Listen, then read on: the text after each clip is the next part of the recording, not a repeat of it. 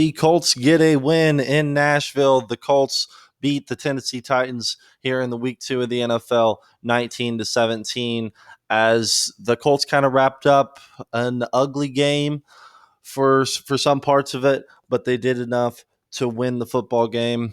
And there are a couple of different things I want to talk about today about this game and just kind of my post-game analysis before I go into an more in-depth podcast later this week. So this one won't be too long. I thought the offense did enough to win the football game. Even though you had 2 turnovers, you still when you needed to march down the field and score and get the points. I look to this when Jacoby Brissett led them down the field. Well, actually, Jordan Wilkins' 55-yard run led the Colts down the field, and then the go-ahead score from Brissett to T.Y. Hilton. A great drive there for the Colts, obviously, especially there in that second half, that offense had began to sputter. And at that time, Jacoby Brissett had only thrown like 30 yards in the second half. So a huge time for them to come alive and for your defense to hold there at the end and limit them to not get the 4th down conversion there at the end of the game, and you get the win. So many different things to talk about because just so many different things happened in this game. I thought that one of the biggest keys to the game was Frank Reich's questionable call to go for it on 4th down and inches there inside your own territory, really in field goal range for the other team, up 2 points with about 2.5 minutes left in the game. And he goes for it with a sneak to Jacoby Brissett, and Brissett gets it. And it didn't look like it was going to be even close to not getting it. They were within 6 inches of the first down at that time. So a big play by Frank Reich. That is one of the biggest plays of the game. And we saw it last year. I thought the TV commentators did a nice job of touching on how last season, the Houston Texans game, it was a similar situation. Not the same, of course. It was kind of in overtime where he didn't want to take the tie and he went for it on 4th down and 4 and ended up not getting it. Now another questionable call inside your own territory on 4th down, and he rolls the dice again, and this time he comes up big. And although they didn't get any more points out of that drive, it killed a minute and a half of clock off. So that was huge, as of course the Titans didn't have any timeouts, and they had to go the length of the field to try and get a game-winning field goal, as the Colts were only up 2.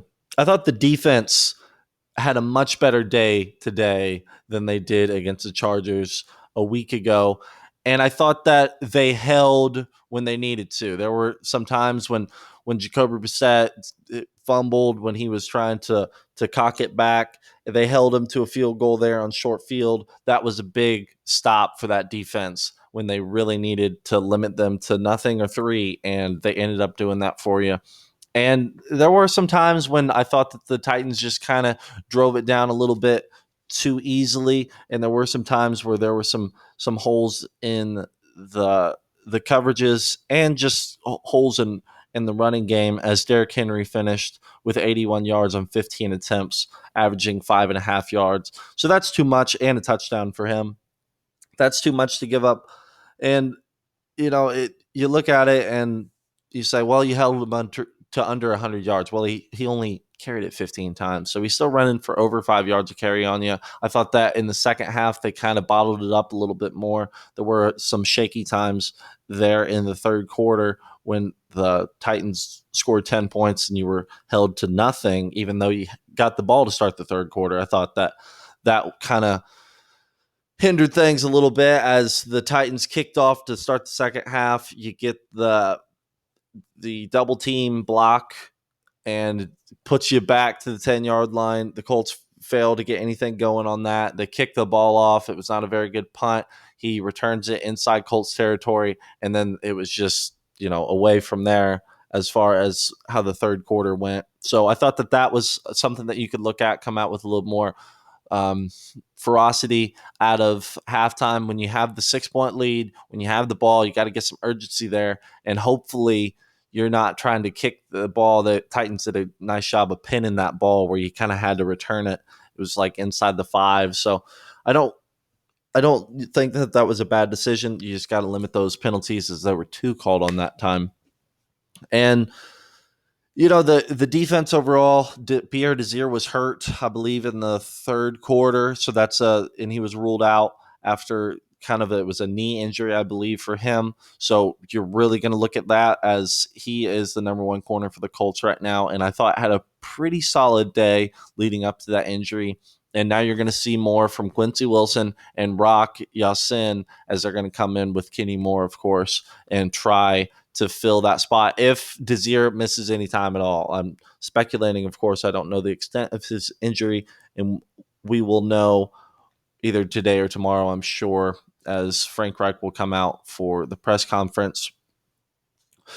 I thought that, and something just popped up that as I'm recording this, that Jim Irsay has made comments on Adam Vinatieri, and he has addressed that, yes, it's a concern. We'll try to take the emotions out of big decisions, and that Chris Ballard had been working this week with Vinatieri on mechanics for him.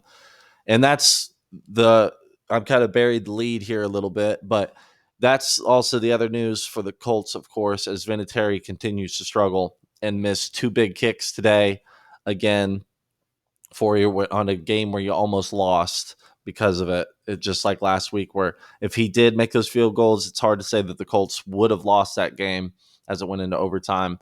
But this week, they held on, they held strong. The defense did a nice job there at the end to save him. But you've got to start evaluating a new kicking strategy going forward. Are you going to get, at least bring somebody in, have a tryout between Vinatieri and whoever that the Colts had a kicker, Hudland. I can't remember how to pronounce his name. For preseason, he looked to be pretty good. You could bring him back, just kind of have a kicking day between the two. And I'm seeing another comment from Reich saying on Vinatieri, I have zero concern. And he also pointed to poor operation. It was a bad snap for the first missed extra point, but the second one, of course, he just pushed it right. He's kind of overcorrected, and I'm sure it's kind of getting into his head now. The 24-year veteran is, I'm sure this is new for him, of course, as we've seen him for the Colts for many years. It's just been very consistent from him. You can always rely on him, at least for the extra points. I mean, this is just kind of becoming a big concern for you, as it might be time to move on from him, as he's obviously getting older in age. He's the oldest person in the NFL, and 45 years old, as he's the greatest kicker of all time. We're not taking that away from him. But right now it looks to be as he's deteriorating a little bit, as even the kick that he made still looked like it was a little shaky to me. So that's going to be the big question this week. What are they going to do with Vinatieri? I gave him the greatest kicker of all time pass for week 1, even though it was a killer for you. Now you saw him miss 2 kicks. I said in the podcast last week, he had to have a perfect game or the Colts were going to have to evaluate kickers moving forward. Had far from a perfect game. And now, he was 1 for 3 on extra points. That's not okay. That's not good enough. Even if you're the greatest kicker of all time and you have some emotional connections with the Colts, this is a business decision, and the Colts are looking to win football games. So try not to limit them, as Vinatieri. This is a tough little stretch for him. So I have complete trust in Chris Ballard, whatever he ends up doing. I really couldn't say either way what I think they should do. I don't want to, be too emotional with my thought process about it, because I like Vinatieri as a player, but I also want the Colts to have success, and it's kind of they're not having success at the extent of Vinatieri missing these kicks. So that is a concern for you that you're going to have to look at moving forward. And now now that you're going home, you started the year 2-0, or started the year two times on the road. You've came out 1-1. You stole that road game from the Titans in the division. That's a huge win for you. I can't emphasize that enough. As the Colts have really, they're tied for number one in the division now, as the Jaguars and the Houston Texans both lost in week one, and I have yet to see the final score of that game. I believe the Texans were up earlier, but the Titans were the only one to win the game last week. So now the Titans are 1-1. The Texans did get a 1 point advantage over the Jaguars in what looks to be a horrible game, 13-12, the final in that game. But now the Colts are right in there in the mix, and right in there with that division that's going to be up in the air this year. And with Jacoby Brissett, as I'm going to talk about it a little bit more this week, Jacoby Brissett is far from Andrew Luck.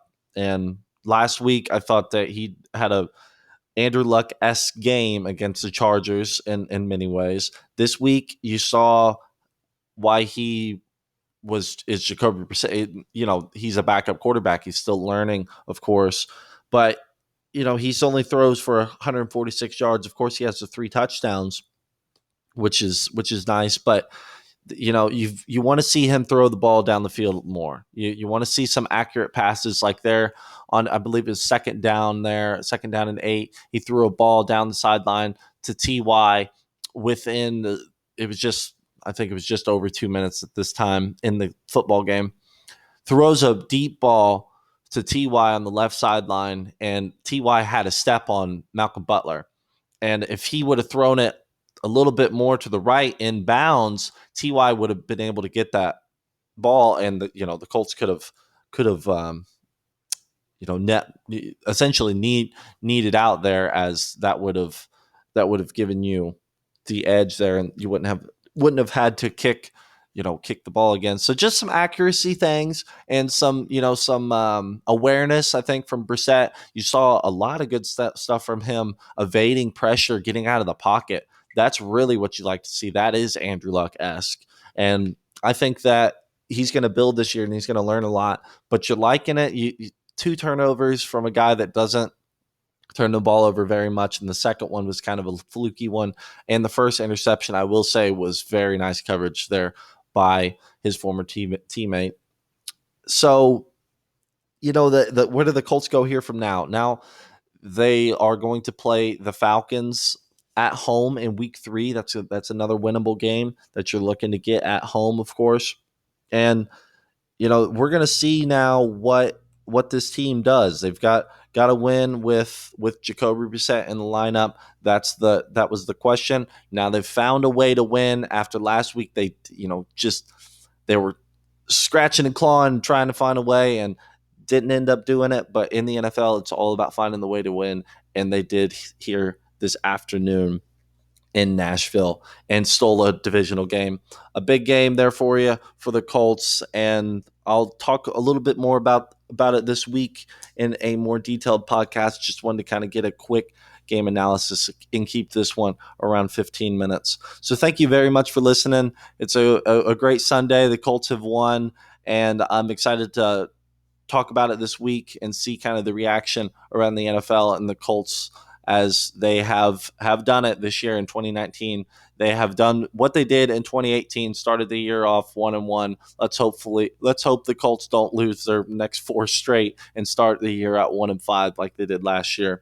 Don't think that's going to happen, but you never know in the NFL. So thank you for listening to another Indianapolis Colts podcast.